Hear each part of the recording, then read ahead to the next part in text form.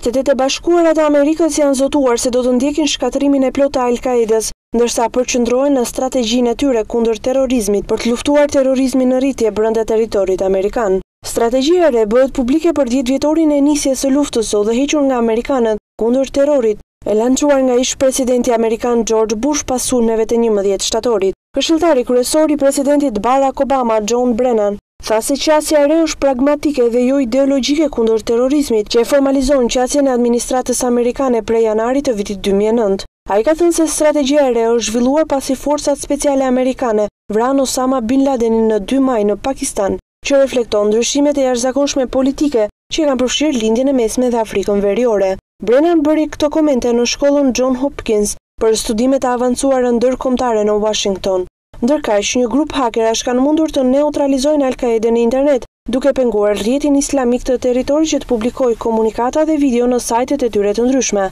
Lajmi është bërë i ditur nga NBC News. Sulmi është kryer nga pirat misterioz të internetit në ditët e kaluara, saktësoi Evan Coleman, një ekspert i sektorit. Për momentin, Al-Qaeda nuk ka sajte interneti të besueshme, shtoi më tej Coleman.